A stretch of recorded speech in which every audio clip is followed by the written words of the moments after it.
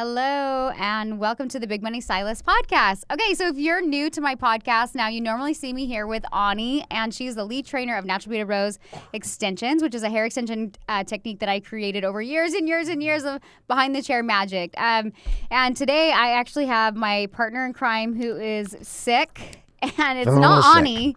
You'll notice Ani's voice sounds much deeper in today's show. No, this is actually my husband, Garrett, and him and I run the education side of things. And I try to pull him in here to do the podcast with me every now and again because he can be a little bit more spicy than Ani. And Ani, if you know Ani, she's like this tiny little Puerto Rican thing. She's spicy. She's pretty spicy. She's pretty spicy. But you have a cold. Yes. So I don't know. My voice sounds... Are you going to be able to bring the spice? Yeah, my voice sounds very intense. Is it going to be more like the subtle it's more side like, of Garrett? Yeah, it's like the hello. Nighttime? Hello, how are you? Nighttime Garrett? Yeah, the nighttime Garrett without a voice. My voice goes to this quite a bit when I speak because I end up yelling so much. I never lose my voice. Like you don't yell. I don't yell like you yell, no. But I just, in general. When's the last time that you yelled? At Bailey yesterday. You hardly yelled, though. Like, you made me yell. I have a really good, I can really, like, deep, it's all about, like, getting the voice within the diaphragm. Like, I have a really good yelling voice. Yeah, well, I don't know if you have a great yelling voice so much as you just don't yell as much as I do. I don't yell a lot, no. Like, I've noticed that you use me as the cleaner. When you talk with a much stronger voice. Yes. I just talk at a normal octave. What is that called? Yes. Well, great octave. I have great octaves. Okay, so hey, here's the deal. We're gonna talk about investing in your business today, and specifically, we're going to start off with how this podcast came to be. The studio that we're in right now, I told Danielle we were going to launch a podcast in the hair industry. She said that is nonsense. Nobody has a podcast in the hair industry. I did not say that. Yes, you did. No, I didn't. What did you say? I've said that about many things, but finally when we were at the point where you're like, I'm launching a podcast, I was like, well, the other things you have said have worked, so yeah, why not? Let's launch a podcast. And you know what? Prior to that, I was even like, I remember like before I even knew what podcasts were or even cool, I was like, I just like our conversations that we'd have. I'd be like, we should have a show together. Like if people could hear us together and hear what we're saying, like it's relatable, it's funny, it adds value. Like we should have a show. But I didn't know what a podcast was. That was like 5 years ago. So I don't think I ever fought you on the podcast. I will say there's many things that I'm like, you're crazy. That's not going to work. That won't transfer over to the hair industry. Hairstylists don't think that way. Hairstylists don't. But that's what we needed. We needed something fresh. Obviously, if you want to make an impact on your industry, you can't go with what's worked in the past. You have to go take that as your model and add to it and create something new. So when you brought me into the conversation of the hair industry, I was coming in with a totally different mindset around the way you guys were looking at hair. Now it's cold in here. Is it cold now? Now I'm going from hot to kind of chilly. Well, you want me to turn something on here? No, it's okay. Keep going. Okay. Keep us awake. So the investment, though, was to begin changing the way that artists looked at themselves inside of their salons, which was to have them look at themselves as the prize and to look at the client as the one who was searching for the prize. And my voice is fucked. Well, so like you're gonna have to carry this fucking show. So I was saying this in one of our last podcasts that a lot of hairstylists go into hair we want to be our own business, and we're like, cool, we get to work with our hands. It's more creative. I love the transformation side of doing hair. Like I love like interacting with people, and it's just like ultimately like a lot of hairstylists go in to pursue the art, but also to be their own boss and to be an entrepreneur.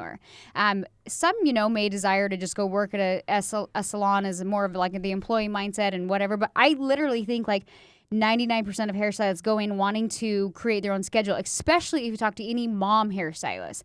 Like they go into hair thinking like this is a flexible job where I can be a mom but still do hair a couple days a week. I know that was like in the back of my mind. Like I went to college for a trimester. Yeah. I was like, is that what it's called? Semester, yeah. So I went to college and I was like, God, I don't know what I want to do. Like I'm literally going nowhere. I'm taking like general education and I don't know what I want to do. And I thought, okay, if I go to hair school, that's the exact thing I thought. I was like, I grew up in Utah, Mormon, like I got married, I met Garrett at 18, engaged at 19, married at 20. Like that's how fast things work there. And I remember thinking like, okay, well I gotta have my life figured out because if I'm gonna get married, then the next step is babies and I need to have a skill or a trade or something that I can make money, as like the side job of being a mom. And so I know a lot of women go into it thinking like, yes, I can create my own schedule and that kind of thing. And so what we don't realize is we go into hair and we learn the art, we learn the color, we learn the foil, we learn the balayage, we learn pretty much everything. And then we just we're like, okay, but we don't really learn any business tactics. Like literally zero. Like they should have a section with inside of hair school that just teaches you like business fundamentals, like business 101 or whatever it is. So a lot of artists just kind of like are thrown out into the world. And what happens is when you're not very business savvy, you end up giving away a lot more of your time for free than you actually realize.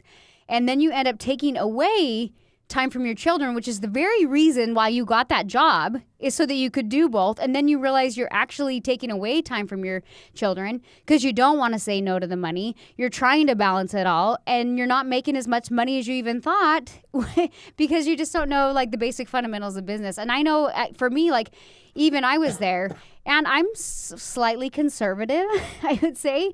And Garrett would always say, like, I'm a cheap bastard, like, when it comes to business. And that's why the topic today is, like, invest in your business. Yeah. Because for me, like, I'd go into business, like, thinking, like, I wanted to have this luxury experience. I wanted to have, like, give people the world, but then I wouldn't invest in my own business. I was literally like using the shittiest combs and dryers and equipment, and I didn't want to invest in education or anything. Why do you think that was? Why do you think that was what was going on for you? You know, I don't think I even valued myself enough to where I had a price point to where I had leeway to invest in my business. I thought like, I'm making enough to like pay the rent and pay the color and have a pretty good profit. Like I'm not going to, like I'm good. I got some free YouTube videos. Like I'll figure it out along the way. You know what's crazy though? And that got me pretty far. It did. It got you far. Here's the thing though that's crazy. You look at what human beings operate in this like really ridiculous way when it comes to business. We expect others to invest in us, right? Inside the hair world, we expect them to invest $1,500 to $2,000 to come sit in our chair and to get natural bead rows, right? So all of our artists inside Big Money Stylist, all of our artists around the country who are inside that game with us, you have an expectation. But what's so crazy is you have not been the kind of person who invests. So you live in this ridiculous expectation that others are going to invest in you in a way that you don't invest in others. I want you to invest $10,000 in me, but I'm not going to invest even 50 cents over here. So part of the psychology and the shift I had to get into with Danielle, as well as every other artist that we train, was the willingness to invest in themselves and how that actually sets up the ability for other people to invest in them. Right. Well, and it's interesting too, like I've had a lot of students come to me, even pay my prices to have their hair done, and they're like, you know what, and they said that, they're like, if I'm expecting these prices, like I need to be willing to pay them and I need to experience this. And I've had it on the side where they've come and they were like really cool clients, and I was like, awesome, good for you. And then I've had some come in the past, and then they'd like, they'd come and pay, but then they'd bitch and whine about everything. And I'm like, you're missing the principle. Like you're paying the money, but now because it's so out of your price range, you're like bitching and moaning about every little tiny thing. Yep. And I'm like, don't be that fucking client. Like, don't be that person. Like, you're paying me the money, but now you're going to attract clients that are going to like nickel and dime you for every little thing. So there's like such a mind process in getting to this point where you invest in others, but also don't do it grudgingly. Yeah. Well, here's the thing. Like, literally, I want you to look at the basic premise in this. If I'm expecting you to invest $1,500 in hair, okay, and I'm expecting you to tip 20%, okay, if this is my expectation, now I have to follow you around with a GoPro and I have to follow your behavior. How do you operate when it comes to investing in other people's services? Right. Right? So you'll have somebody who expects 20% tips, but they tip 5%. They expect people to invest top dollar, but then they negotiate nickel and dime the fuck out of everybody else. And I'm like, that doesn't work. Like, you don't get to nickel and dime everyone else and then get to keep your stuff high. So I figured out a long time ago that I operate as a consumer the way I expect people to consume from me, which means I don't negotiate. Like, I just don't. If I come in, I see value, I don't negotiate. Why? Because there's no fucking negotiating with me. And those are typically like the best clients. Like, I love clients that even, specifically sit in my chair. And I don't feel like I'm upselling them. I'm looking at them and giving them my professional opinion. I'm like, hey, I always ask like, hey, what do you think? What do you want to do? Whatnot. But ultimately, like, I will always, as the professional, voice my opinion with what I think they should do with their hair, whether it's get new pieces, change it radically, not change it radically, whatever it is. I think it's our responsibility as the professional to say that to clients. And I think that regardless of what their budget is, it doesn't matter. Like, we should offer that to them. And if they're like, okay, yes, I trust you. And my favorite ones are the ones that you build that communication and that trust with. And they're like, absolutely. And they know that I'm not trying to upsell them, but I am offering them. I want their hair. I want them to leave feeling like, oh my God, like I have amazing hair. And I always tell my stylists that work with me, I'm like, you have to do that. I'm like, you know, we're a high-end ticket in the hair industry. Our lowest ticket is like $800 for a touch-up. It goes anywhere from $800 to $3,000. Like, that's a lot for hair. Yeah, it's a lot. It's a lot for hair, and that's what we charge at my salon with 7 other stylists that I have. And so I have to tell them, like, listen, people are already coming and anticipating that they're paying a lot. You can't shortchange them and not tell them what you think they need as a professional. If they're already paying $700, what's another $200? It'll give them a better result.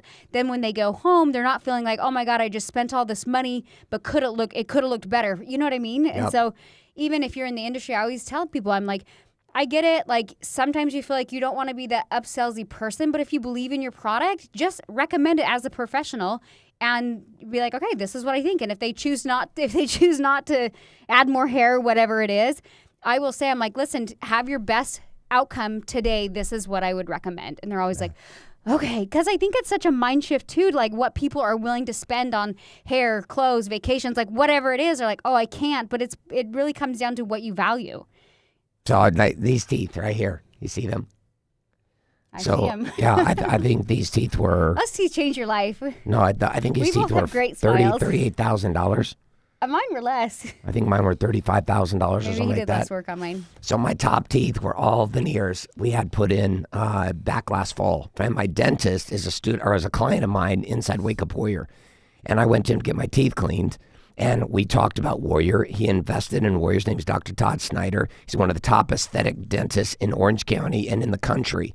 They call him the Iron Man of dentistry. No bullshit. Good-looking guy. Fucking really good at what he does. But I was sitting there last fall, and he knew I wanted these teeth. And my teeth had started having problems because I had a denture. I lost all my teeth in my lower mandible. He had a high-end product. It wasn't cheap by any stretch of the imagination. We're doing the bottom row this year in 2000 and you're going to go turn them off? All right, 2019. But I'm sitting there last fall with him, and he looks at me, and he's like, listen, we got to get these teeth done now. And I was like, no. You know what? I don't want to mess up my speaking, how I was doing it. And I wasn't so much worried about the money. So much was I needed somebody to push me over the edge. Like I just did. I needed someone to kick me over the edge. And it was right before I had my WarriorCon event, which was 1,200 guys in San Diego, California last year. And he said, listen, we're doing these teeth. Here's the day you're coming in. Let's go. So I invest $38,000 in these teeth. And it has completely changed my fucking world. Do you wear your teeth every day? Yeah, I wear my teeth every day. Do you wear your hair every day? Yeah, I wear my hair every day. Why do people not value these things more? I don't know. Like, here's the thing. I'm crazy. I had no hesitation in it. Like, he was not. You did with me. With you. But when Todd closed me, he said, I can get you in tomorrow. And there was no negotiating. I had somebody tell me that I was overcharged. They're like, you paid too much for your teeth. You know, so-and-so got their teeth done by somebody here in Orange County for A, B, and C. Why do you want to shop teeth? Well, that's the thing. I'm not. It's like trying to get a Groupon for LASIK eye surgery. I'm like, I'm not fucking doing that. So, like, he does my teeth, and I invest in myself through him. Like, I invest in myself through him. My teeth were starting to have problems over the years after I lost all my lower teeth. You look so good, though, with your teeth. And I remember for years I was like, come on, I promise I'll change your life. And then it was funny, I didn't even want veneers. And I had one tooth, I was doing the high jump when I was 12 because I thought I was a track and field star. And I'm not, and I'm only 5'3", so that didn't end well. And the bar came down and hit me in the face. And I lost like pretty much my whole front tooth. And it sucked because I had like braces and headgear and all that shit for years. And they put some bonding on it and kept coming off. I finally got a veneer, but it wasn't a great veneer, and it kept coming off. And then I was never happy with it, and I had been telling Garrett, I'm like, hey, you need to get a smile makeover, like not even just for your top teeth, but your bottom teeth. And then I noticed your top teeth were moving and causing you issues. Anyway, finally I was talking myself into it. Mm-hmm. And I'm like, I'm going to go get them done. And I wasn't happy with my one veneer, and I was like, screw it, let's just do them all. And I think that kind of helped push you over the edge too. I was like, hey, and I will say there's a lot of things. There's your teeth. I will say there's like a lot of things with you that like I'm the one that pushes you over the edge, and you probably vice versa. You probably do it to me too. Like we push each other over the edge. Well, like, listen, like, I needed you to push me over the edge, and I was showing everybody my fucking teeth because, like, I lost my teeth to a tumor I had in my jaw back when I was 22, and they had to cut it all out. And I've been through this, like, very self-conscious game with my teeth over the years. My lower lip stopped working. Like, the muscles are fucked. Like, there's just all these issues. And I stopped smiling. Mm-hmm. Like, I literally stopped smiling, and I didn't recognize that I stopped smiling. I get these teeth, and I started crying. Like, I was sitting there, I saw myself in the mirror. He brought me out, put me in front of the mirror, and I started crying. I was like it was emotional as fuck for me. And then over the last 4 months, I've watched how much I would do this. I would do this, like, purse my lips, smile with my eyes, and not use my teeth to smile. And now, like, I'm smiling, and I feel better about myself. And this is the same thing that you say about Natural Be the Rose. Yeah, he's like it kind of goes to hair, and like how you said you got emotional. Like we have times all the time at the salon where we give women this hair, and then we like turn around in the mirror, and literally they can't help it, they start crying, and I'm like, oh my God. And like you can't really put a price on that. Like I know that sounds cliche and kind of cheesy, but like there's this point where you're like, yeah, I literally just affected so many areas in your life over something as silly as hair. And so I even tell everybody, I'm like, it's not just about the hair. Like you have two girls walk into a room, one who has crappy hair who doesn't like it, and it's not even that you don't even notice the hair, it's the confidence they carry when they walk into a room. Yeah. So you take a woman and you give them hair, and you take two women walk into the room with different energy, and you're like, whoa, how did I not? I saw her coming. You know what I mean? And so little things like that can impact your life as hair, like can impact your marriage, your business, like whatever it is, basically based on how you feel about yourself and the confidence that you carry. So you say something about Natural Be the Rose, which is Natural Be the Rose is a feeling, not a function. Talk about this. Like, what is? I mean, I kind of feel like I just did, like. But like, give it in the terms, like, break that down. What you mean by that? Because our girls inside of the tribe use this. 600 plus artists certified in Natural Be the Rose who say the same thing around the country. Well, to and it thousands just kind of of clients. goes back to like investing in yourself, and I think you don't really know how it feels till you do it. Especially if you want to have a good experience. Like, if you have shitty hair extensions, it's not going to give you the same results, and you're actually going to be more self-conscious about your extensions hanging out and showing. But if you have good customized extensions, like, you're going to feel like a rock star. And that was like one of my goals even in creating Natural Be the Rose is like, hey, I don't want to just look good in a before and after. I don't want to be that girl walking around where you see a tape or a single or a glue or a strand or whatever it is. Like, I want you to carry the confidence like you grew that shit out of your own head. And so that's kind of like why I came down to it. Like for me, I remember growing up when I was little and always having a bob, and people's like, I'd go to hairdressers and I'd like, I want long hair. I remember when I was little, like looking in the mirror and like tilting my head back and being like, oh, in another year it'll grow. And then a year would go by and I'm like, my hair didn't grow. Like, yeah. And so I always remember even growing up, like wanting better hair. And so like as soon as I went into hair school, I actually had like this fun short kind of pixie cut that was fun. And I kind of like got over that dream of like having hair. I was like, I can't have it. I just went in the mindset of like, okay, you can't have it. And then when I started hair, I was like, you know what? I really want long hair still. So I figured out a solution that looked the most natural so that it would kind of go back to like giving you that confidence that you wanted. And so it goes back to that feeling. And so I'm gonna turn this. So you have artists who traditionally do not invest in themselves, right? The traditional artist does not. They don't see themselves valuable. And you mentioned this. You said that hairstylists don't see themselves as worthy or valuable enough to invest in their business. So they'll do everything but and double down on their salon, double down on their craft, double down on their skill sets. Why do you think this is? They do double down on their They don't. They don't. I don't know. I think that artists have a little bit of an ego. And I think that it wasn't until, and I can say that because I feel like I was there. Like I didn't invest in. Like you would invest in shoes, but you wouldn't invest in marketing. Why? Well, not even that. Like, let me go back to like kind of when I first started my brand. Like, I felt like I was a really good hairstylist. And it wasn't until I like physically like put myself out there and put my work out there that I was like, oh, fuck, I'm not as good as I thought I was. And I had something to compare it to. But instead of kind of retreating and shutting down, I was like on a mission. I was like, oh, my shit will be the best. And I just like kind of went into it like, okay, well, what am I going to do? And that's when I first kind of started investing in education And I still kind of had an ego about it. And I was like, oh, let's just see what other people have to offer. And then along the way, I learned a shit ton. And as I started to get better and as my business started to get better, I got limited on time. And so then I started even investing in, like, in the beginning, I like created my own blog. I figured out how to code. I figured out how to do the photos. Like, I was like just doing everything because I had this story of like, I don't have the money and that kind of thing, but I could have made it work. And to be honest, if I would why didn't you do that? If I would have invested in the beginning, I probably would have been a leg up, I guess you could say. Like, I probably, like, there are so many things I screwed up before I had to figure it out. But that was like one of the things that was like my first investment in my business was like, I was limited on time and I was like, I can't market, do videos, be behind the chair, be a mom. Like, I can't do this all on my own. And the first investment I made was like to an IT team, and they had them revamp my blog and like help me with my pictures and my writing and everything. And all of a sudden I was like, oh, I look kind of professional now.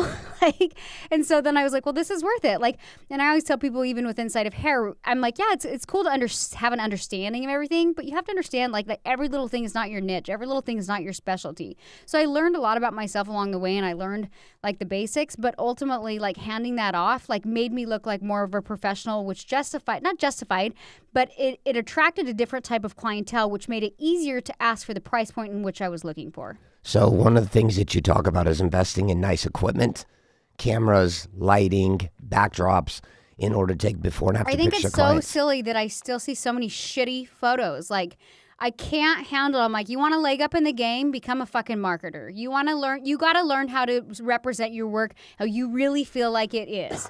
And I did a blog post on it. I'm like, stop telling people how good you are and show them.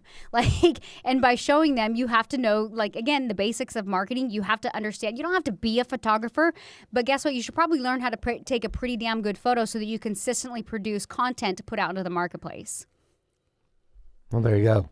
There you go. All right. Well, we're going to shift it into another piece. So there's lots of certifications, and there's lots of artists who continue to hunt down the certification game. They think the certification is the answer, yet they continue to get certified and continue to be shitty. Like, they don't change. They just every year go to a few certification classes, they get more certificates, they return home, and nothing changes inside of their hair business. Why are hairstylists so addicted to certification and not addicted to results? I'm telling you right now, it's like you have the blinders on. You have to be able, and it's hard even with my own team. Like, I'll try to give them feedback on their work or their photos or anything, and I'm like, I get it. It's your art. You can call it subjective all day long, but there's what's art and there's what markets better. And so I think that it's just hard. You have to be able to be like, okay, where can I improve? Like, you have to constantly be able to look at your craft and say, where can I improve? And that's how the best become the best, because they're willing to take a step back and improve what they're currently doing, even if it looks really, really fucking good. And so that's like what I try to do. And that's why I feel like I see so much growth inside of myself, is because I like understood that about myself. I'm like, I'm not interested in a piece of paper. I'm interested in the result. And if I get a piece of paper, great. It's kind of like when you graduate from college, and I know you graduated from college, and I'm like, do you hang that certificate up on the wall? No. Does it mean anything to you? No. Does it give you any credentials? No. Like, and there's some people like, yeah, if you're a doctor or whatever, and you legitimately have to have that piece of paper. I mean, I have a cosmetology license. I'm pretty sure by the state of law, I have to hang that. Yeah. But other than that, clients don't give a shit. No. They care about a result. But I will say too, like inside of my own education, like we kind of shifted gears this year, and we had a lot of people that were like totally MBR tribe, and then they kind of fell off and they just started offering that they offer hand-tied extensions.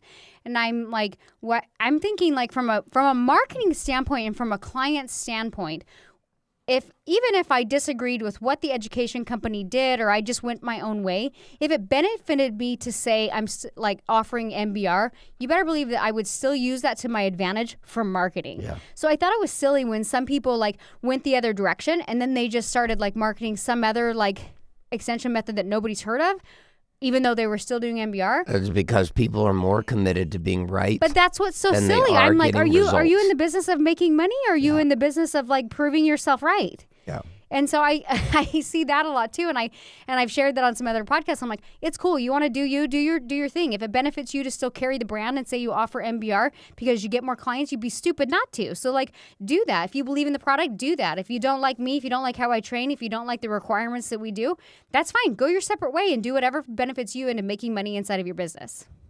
So this is a problem and a virus that exists not only in the hair industry, it exists all over the marketplace, in every industry, which is there is a certain percentage of producers who become addicted to being right. They stop focusing on results and they begin to rally around this idea of being right, right? And you see it over and over, but being right doesn't produce results. Just because you're right doesn't mean you're getting what you want. Right? This was a very difficult thing for me to understand in business. There was what I wanted, the result that I wanted, and then there was being right. And oftentimes being right does not give you what you want. It doesn't give you the result that you want. You know, we put up some huge standards inside of the MBR tribe, and there were a whole bunch of artists decided not to continue with us, and I'm unapologetic about it. There's stories about what happened or what didn't happen inside of this tribe and what's going on inside BMS and Garrett and this, and they're falling apart. Not falling apart at all, any stretch of the imagination. What we did was pump the brakes to be able to assure the quality of the artist. That's it. Like the quality of the artist and the quality of the art, which is we were focused on a result, not being right, on a result. Right, and there are so many of us, so many times when it comes to investing in our business, we want to be right versus get a result.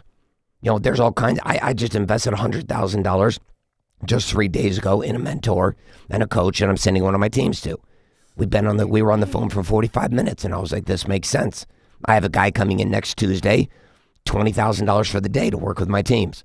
I have another 2 teams members we brought on at 20 to 30 grand a month. Just inside the last 7 days, we've committed over $250,000. And people look at me and they're like, well, you know, Garrett, you know, I can't do this and I can't do that. I'm like, bullshit. I don't fucking believe you. Like, if you want a result, then you will double down.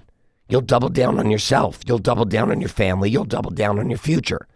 And there are too many times where inside of training companies and inside of training systems, where the trainers care more about the future of the students than the students care about their future. And this is a formula for salvation, which is people start to look to be saved from themselves. And unfortunately, some of the BMS tribe had gotten into this place. They were wanting us to save them. We're not going to fucking save you. If you don't produce results, you will not win. The end. Well, and that's the thing too, I think with our education is like, I'm very much about empowerment, whether it's male or female. Like, I'm very much about empowerment. But I'm not just going to give you warm, fuzzy feelings. Like, it drives me crazy to see people, like, cheer and hurrah. And I'm like, well, what results do you have in your life? Like, I did a post today, and I was like, your dreams are a vision of, like, who you've become. Like, if like, you can't sit there and give me a cheerleader speech and then be doing the same thing you were doing 5 years ago. Like, I don't care about your warm and fuzzy feelings anymore. Like, I'm all about empowerment, but do something with that empowerment. Yeah. And so that's like the thing that I think people get stuck in is they're like, oh, well, you know, I'm not getting those warm fuzzy feelings from you guys anymore. I'm like, great. Like, why don't you focus on getting results in your life instead of trying to have that feeling? That feeling's not really getting you anywhere. So while MBR may be a feeling, not a function, your bank account is a function of action. Like, the end. No one's going to give you the promised land. Nobody's going to build your business for you. Nobody's going to take care of your clients for you. Nobody's going to care about your money more than you. And yet most of us sit in a place too often where we expect somebody else to give a shit about our future more than we give a shit about our own future. The minute that you switch this, the minute you flip the switch and you recognize that doubling down with time, energy, and money on you, and then being willing to do the work required to get results is the path to creating a life that works. And there's nobody can give you this. Nobody can wipe your ass for you. You're a grown fucking woman, a grown fucking man. You're an artist who has chosen this profession, and what you choose to create from that place is great. And listen, BMS is not for everybody. Like, what we do here is not for everyone. By any stretch of the imagination, I recognize 98% of the industry would much rather go get certified and buy a roll of toilet paper because that's what it's worth to them when they come back to a salon. That's not us. It hasn't been us. It never will be us. And there's a new event we have coming up. There is actually was just about to share a few upcoming things you have going on. So we still are having small classes in Laguna Beach, but they're reserved just for our mastermind because we're pouring all of our education into existing students. So with the hands-on happening every single week in 2019. So we're still doing those classes, but we're just not offering it to new students. So we get emailed, we get DM'd. Like, we have so many people. We have a wait list of over like 4,000 people right now. And we were toying around with the idea of like, hey, should we offer the space that we have to do convention, which is actually not till November. We're going to start selling tickets in the next couple weeks. And the space we had holds up to 900, but we decided to actually only offer it to, are we doing 350 or 400? 350 students. We're going to offer it to 350 students. More is not always more. And we want everyone to experience hands-on as well as like the pre-training and everything else. So we do have... pre-training is 6 months long. Is it? 6 months. It starts in May. That's why we got to sell these tickets because we got to get you in. So we do have prerequisites for coming to this class. I know how hairstylists get. We all have good intentions. We're like, yeah, we're totally going to do the online training before we get there. And then they work themselves to death behind the chair and they don't have time. But the problem in the past, it slows the class down. So if you come there and you can't do the basic fundamentals that we've taught you, like, it's so annoying. And so the only way that we would give people pre-training, but we didn't necessarily have requirements. So now we have requirements and prerequisites. So what we're doing is, as soon as you buy your ticket, is it 10? No, you start May 1st. You'll start training with us May, June, July, August, September, and October. For 6 months, you'll train with us. You must hit requirements with hands-on training with doll heads, models. You must do a whole bunch of work even qualify to get in the room. You'll have a coach and some online training. You'll have to submit photos. If the prerequisites are not done, you will not be issued a refund and you will not be invited into the class. So the thing is, like, when you get here, how do we assure that you're going to take what you learned and actually apply it? Well, then we require you to do the work. And that's a problem that I had with other certifications and other classes is I would get there, I'd be fired up, I'd take notes, I felt like I learned a ton, and then I didn't actually apply it because I was like, wait, what did they do? How did they do that? So if we can get you ahead of the game before you even get there, you're more likely to actually use it and apply it, which really is win-win and benefits everybody. So that's the direction that we're moving for. So if you are serious about education and you already know, just following a lot of my work, that this is something that you are 100% going to use, you have clients that are already asking you. The funny thing is because of the prerequisites that we're requiring you to do, you'll probably already make your investment back before you even attend to the class. And that's where I think it's silly when people have a hard time with our pricing for education, because I'm like, oh my God, that's 2 clients. Yeah. If you don't have enough like confidence in yourself to get 2 clients, you definitely should not take this class. Like, come on. But that's the direction we're going. We're super excited about it. I also have a hand-tied hairline called Isla by Natural Beauty Rose.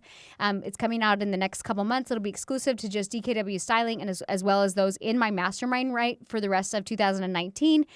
It is an amazing product. For those of you who don't know me, know how picky I am with extension hair, extension blends, and extension colors. I've been using hand-tied hair for over 17 years on my own personal hair. Hand-tied hair was not cool and with anything until I made it cool. Like, I'm not trying to brag, but MBR was the first beaded system to use hand-tied hair, and now it is the top-selling hair in the market. I remember when I first started using hand-tied hair, I used a brand called Boheme. It was their lowest-selling product, and now it is their highest-selling product.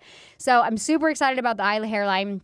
I've tried every brand there is out there the last few years to kind of figure out what I didn't like, what I do like. I'm a problem solver by nature, and I've come up with a really cool line.